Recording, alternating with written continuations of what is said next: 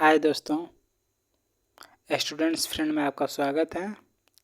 आज हम बात करने वाले लुसेंट सीरीज के बारे में। जी भाई हाँ, लुसेंट सीरीज यानी आप एसएससी बैंक को छोड़कर जितने सारे कॉम्पिटिटिव एग्ज़ाम्स हैं, जितने सारे, या वो सेंट्रल के हों या फिर स्टेट के हों, उसमें लुसेंट से क्वेश्चन आते हैं। आते नहीं, 100% क्वेश्चन आते हैं।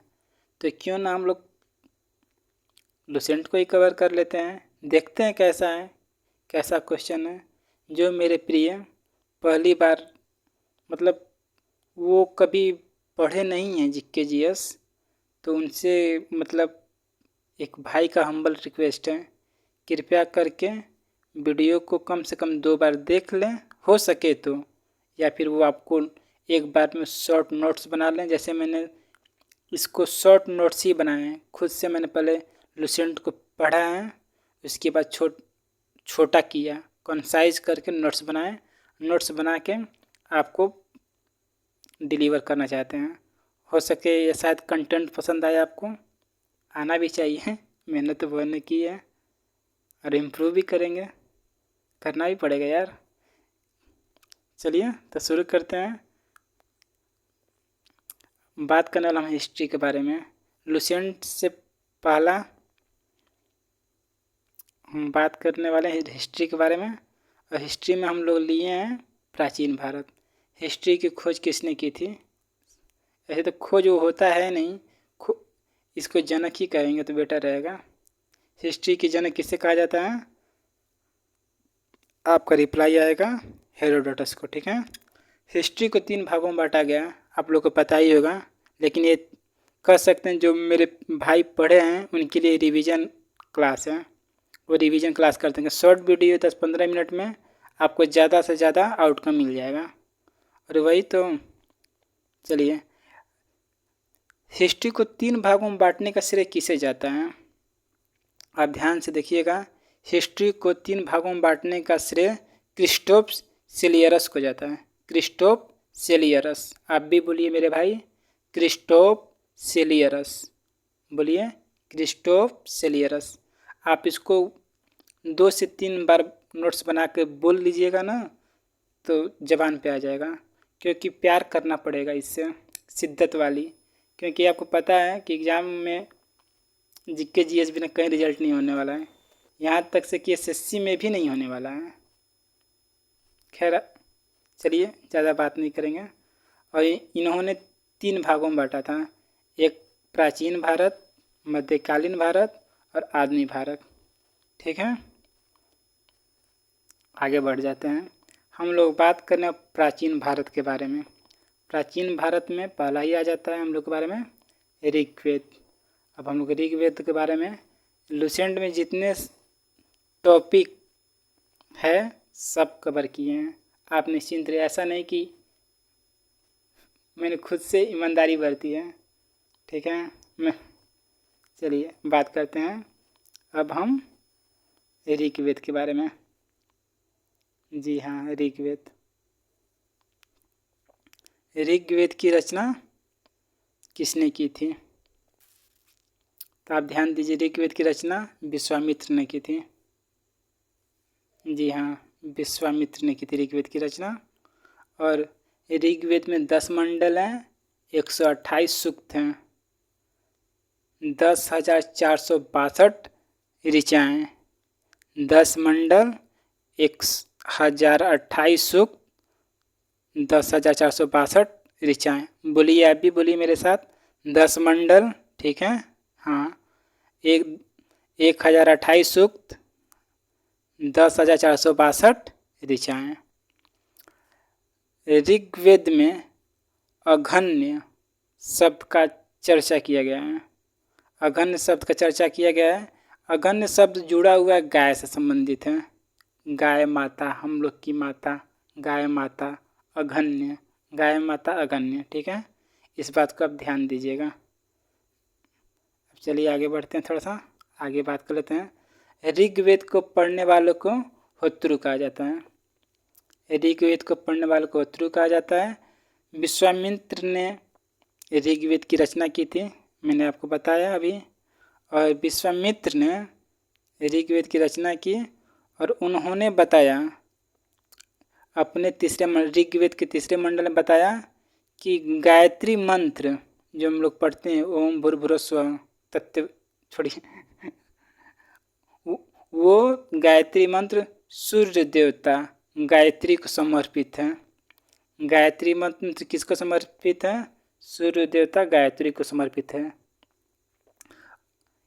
ऋग्वेद की रचना किसने की थी? ध्यान दीजिएगा, विश्वामित्र ने की थी। ऋग्वेद के 9वें मंडल में सोम देवता के बारे में जानकारी दी गई है, उनका उल्लेख किया गया है, सोम देवता के बारे में बताया गया है। ठीक है, अब क्वेश्चन आ जाए कि ऋग्वेद के 9वें मंडल में किसका उल्लेख किया गया है? आपका आंसर होगा ऋग्वेद के 9वें मंडल में सोम देवता का उल्लेख किया गया है। ठीक है, अब बात कर लेते हैं, तीसरा मंडल की चर्चा कर लिए हम लोग, 9वां मंडल भी कर लिए। अब बात कर लेते हैं 8वां मंडल के बारे में। 8वां मंडल में ऋग्वेद के 8वें मंडल में हस्तलिखित ऋचाओं का उल्लेख किया गया है। मतलब हस्तलिखित यानी आप हाथ से लिखते हैं ना, उसी तरह हाथ से लिखी गई ऋचाओं का उल्लेख किया गया है, जिसको खिल कहा जाता है। जैसे खिल कहा जाता है उसको हस्तलिखित ऋचाओं क्या कहा जाता है? खिल कहा जाता है। हस्तलिखित ऋचाओं यानी खिल की रचना किस मंडल में की गई है? तो आपका आंसर होगा 8वें मंडल में। तीसरे मंडल में किसकी रचना की गई थी? गायत्री मंत्र की। 9वें मंडल में सोम देवता की। चलिए, अच्छा होगा आपका रिवीजन भी। ओके, चलिए। हाँ, एक क्वेश्चन ये भी था लुसेंट में कि ऋग्वेद को कितनी शाखाओं में बांटा गया है? ऋग्वेद को कितनी शाखाओं में बांटा गया है? ऋग्वेद की शाखा है साकल, एक शाखा है ऋग्वेद की साकल, और साकल में ऋग्वेद से जुड़ी एकमात्र जीवित शाखा है। साकल शाखा ऋग्वेद से जुड़ी हुई एकमात्र जीवित शाखा है। अब चलिए, इस बात का ध्यान दीजिएगा कि साकल शाखा ऋग्वेद से जुड़ी हुई एकमात्र जीवित शाखा है। इसका आपको ध्यान देना पड़ेगा, थोड़ा सा दिमाग में रखने की कोशिश करिए यार। बोलिए दिए, प्यार करना पड़ेगा, बिना प्यार की किसी से कुछ नहीं होता है। शिद्दत वाला हो गया तो मजा ही आ जाए। ज़िंदगी है यार, इंजॉय करके पढ़ना है। ठीक है, लेकिन सीरियस भी रहना है। ऐसा नहीं कि इंजॉय करने को मतलब क्लास छोड़ो चल निकल बनो। अब हम लोग 9वें मंडल की बात कर लिए थे, अब बात करने वाले हम लोग 10वें मंडल की। ऋग्वेद के 10वें मंडल में चातुर्वर्ण समाज की कल्पना की गई थी। चातुर्वर्ण मतलब 4 समाज की कल्पना की। इसमें बताया गया है कि हम लोग ब्रह्मा जी हैं ना, जिनके 3 मुख होते हैं, भगवान ब्रह्मा। हाँ, तो ऐसा माना जाता है भगवान ब्रह्मा के मुख से ब्राह्मण जाति का, ठीक है, ब्राह्मण जाति का उत्पन्न हुए हैं, और क्षत्रिय उत्पन्न हुए हैं ब्रह्मा जी के भुजाओं से। ब्रह्मा जी के भुजाओं से क्षत्रियों का उत्पन्न हुआ है, और ब्रह्मा जी के मुख से ब्राह्मण का, और ब्रह्मा जी के जंघाओं से वैश्य का, और उनके चरणों से शूद्र का। ठीक है, अब बात करते हैं आगे ऋचाएँ। हाँ, ऋग्वेद में 200 ऋचाओं की संख्या, मतलब इंद्र भगवान के लिए 250 ऋचाओं की उनको दे दिया। मतलब कि इतना कह सकते हैं कि 250 ऋचाओं में भगवान इंद्र की चर्चा की गई है, और 200 ऋचाओं में अग्नि की चर्चा की गई है। इस बात को आप ध्यान रखिएगा, बस इसका मतलब यही है। क्वेश्चन आ जाएगा भगवान, ऑप्शन दे दिएगा इंद्र में कितनी ऋचाएँ, इंद्र के लिए कितनी ऋचाएँ थी, तब का आंसर होगा 250। और वैदिक साहित्य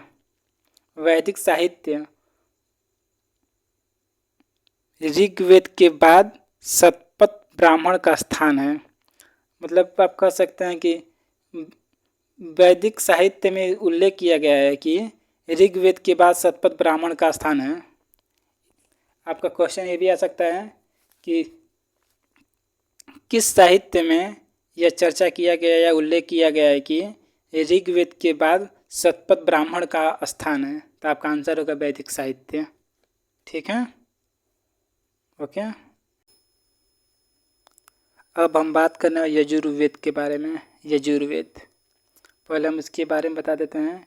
यजुर्वेद को पढ़ने वाले को क्या कहा जाता है?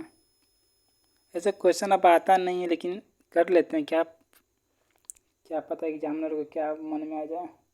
अधर्वयु, यजुर्वेद को पढ़ने वालों को अधर्वयु कहा जाता है। ठीक है, इसमें उल्लेख किया गया है यज्ञों के नियमों के बारे में, विधि विधानों के बारे में इसकी उल्लेख किया। मतलब यज्ञ कैसे होते हैं, क्या इसमें क्या चाहिए, क्या मतलब यज्ञ के बाद बहुत सारा नियम है ना, उसके बारे में उल्लेख किया गया कि यजुर्वेद में। अब याद करना चाहते यज है, यज्ञ है, इसे यज को ज्ञ बना सकते हैं ना, इसे थोड़ा सा, इससे आप थोड़ा याद कर सकते हैं। क्या सर, यजुर यज्ञ, यजुर यज्ञ, यजुर यज्ञ से आप थोड़ा ध्यान दे सकते हैं कि हाँ यज्ञ के नियमों के बारे में कहाँ उल्लेख है, किसमें, तो आप ध्यान दे सकते हैं यजुर्वेद में इसका उल्लेख किया गया है।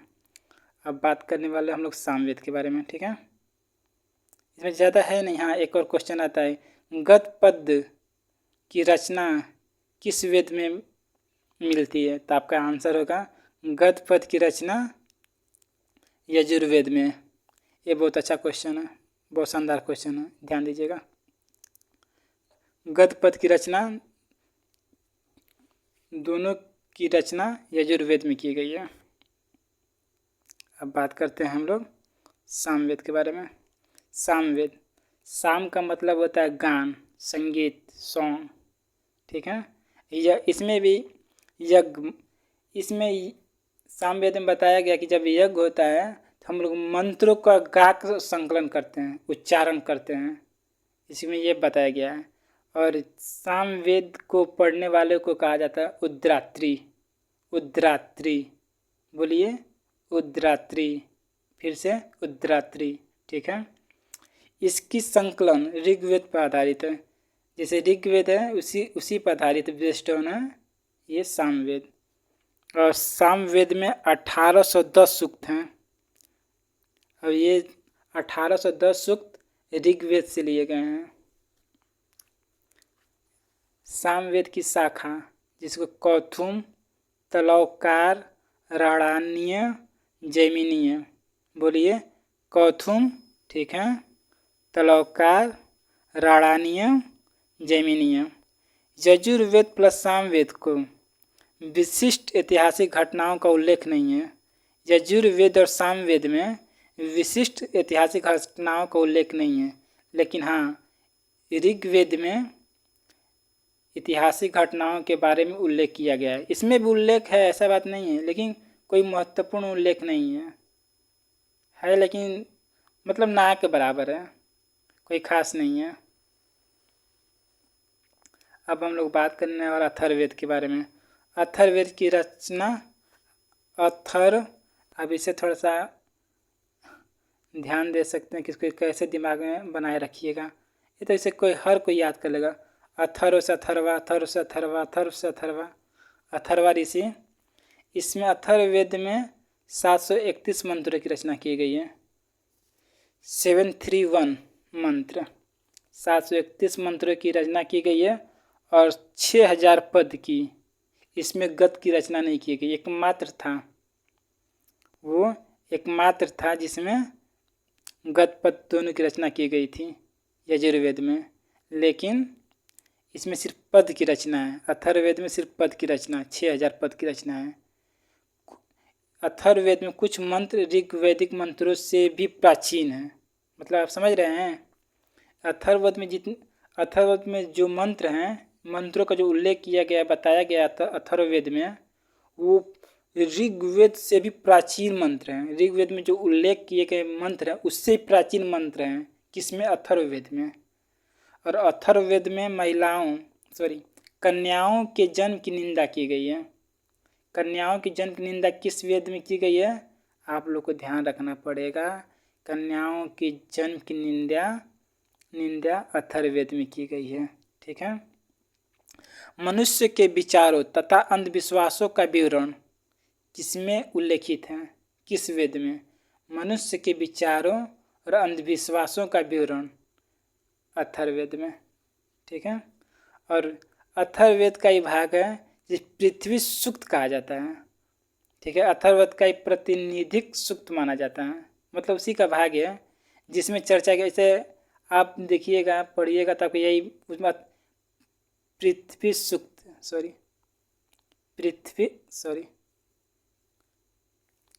सूक्त की रचना। पृथ्वी सूक्त अथर्ववेद का प्रातिनिधिक सूक्त है। अथर्ववेद का प्रातिनिधिक सूक्त है कौन? तो आपको पृथ्वी सूक्त। अब ध्यान देना पड़ेगा। पृथ्वी सूक्त में रचना है गृह निर्माण, कृषि की उन्नति, व्यापारिक मार्गों की खोज, रोग निवारण, औषधि, साप, वशीकरण, जादू टोना वगैरह वगैरह बहुत सारी इसकी चर्चा की गई है। मुख्य यही है कि वशीकरण आता है, औषधि आता है, रोग निवारण और जादू टोना की चर्चा की गई इसमें। अब चलिए बात करते हैं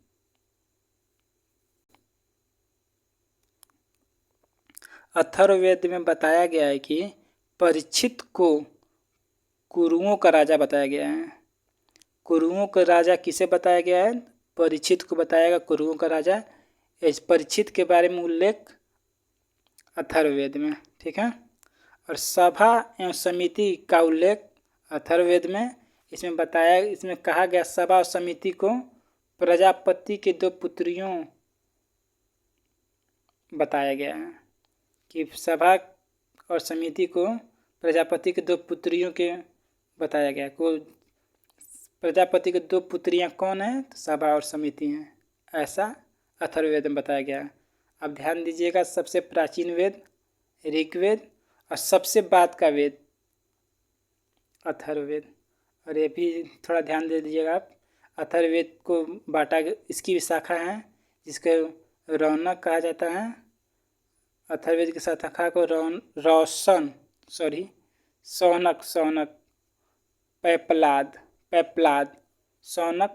शौनक, पैपलाद। चलिए दोस्तों, वीडियो तो लंबा हो गया, लेकिन क्या करें, धीरे धीरे मतलब दिमाग में कुछ आए तो सही, खींच दे, कोई फ़ायदा नहीं। जल्दी जल्दी पढ़ने से कोई फ़ायदा नहीं यार। आप धीरे धीरे पढ़िए, नोट्स बनाइए, रिवीजन करिए। आप जो भी पढ़ते हैं घर पे, चाहे मैथ पढ़ते हो, इंग्लिश पढ़ते हो, जीके जीएस जैसे ही पढ़ते हो, रीजनिंग आप रिवीजन करते रहिए। कहीं प्रैक्टिस। इसके बाद कोई कितना भी पढ़ लीजिए, इसका कोई फ़र्क नहीं पड़ने वाला है। खैर चलिए, बाय। आप लोग अपना ध्यान दीजिएगा और घर वाले मम्मी पापा को भी। Okay, bye bye.